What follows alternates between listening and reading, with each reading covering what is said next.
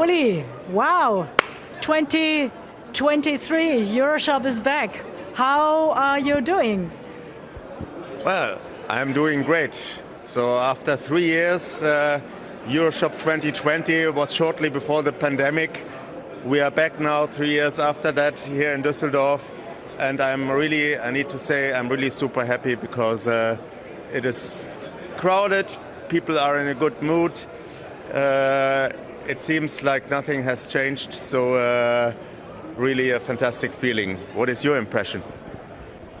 It's actually the same. The aisles are crowded, the people are smiling. It's like the community is coming together, and it's so much needed because the pandemic has put upside down the world, and the voices who demanded for actually, or who asked for digital trade shows were multiple, but now after these three years and the many Zoom and Teams meetings, the need and the longing of people to come together and to interact and to communicate is definitely to be seen here. Look around, so everybody is busy. That's really wonderful.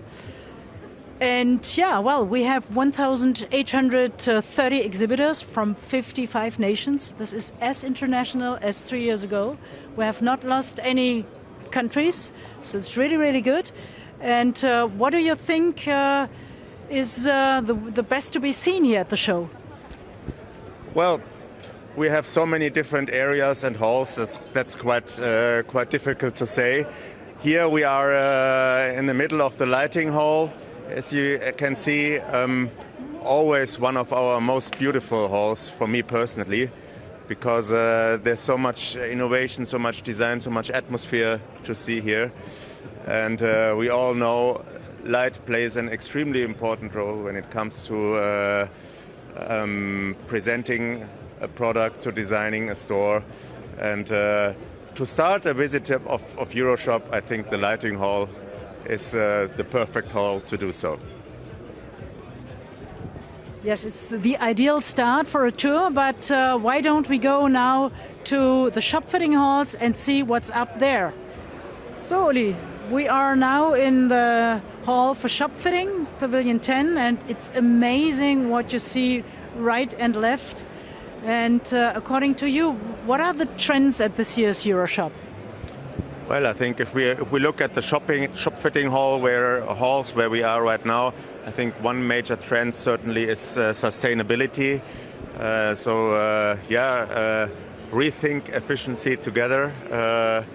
I think that says it all. So sustainability has always played an important role in the retail industry, but for many years mainly on the product level. And now what we can see is when it comes to displaying a product, to constructing a store, to designing a store, sustainability is one of the major issues for every retailer.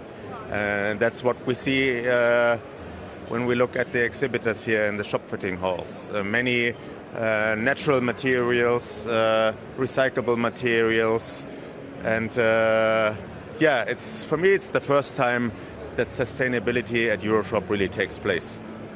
What is your perception? Besides sustainability, I see a huge trend in digitization, because it goes without saying that after the pandemic, of course, more and more digital solutions are being found in stores. Besides that, I think that emotion and experience plays a huge role in stores. And this is also what we see, for example, at these booths. They show it at its best because they have huge catering areas. It's not only about showing the product they are having, but it's also, making people stay longer at their booth by offering a wonderful catering and maybe showing a film and, of course, touching, feeling, smelling the product. I think, as I said, emotion and staging products is a huge trend as well. Do you see other trends, Uli? Maybe just one thing to add. You were talking about digitization.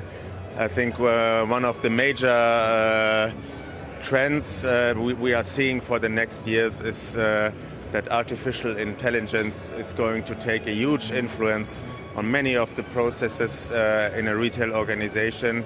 And we're not walking the technology halls right now, but if you go there, you see AI at every second booth. And I'm very curious to see how that is going to develop over the next 2 or 3 years. But I think we've got some very, very exciting times ahead.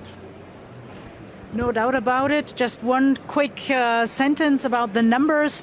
We have the hugest and biggest retail technology ever at a EuroShop, with more than 21,500 square meters net space and more than 600 exhibitors. That is really amazing, and that is the best start actually for EuroCIS next year.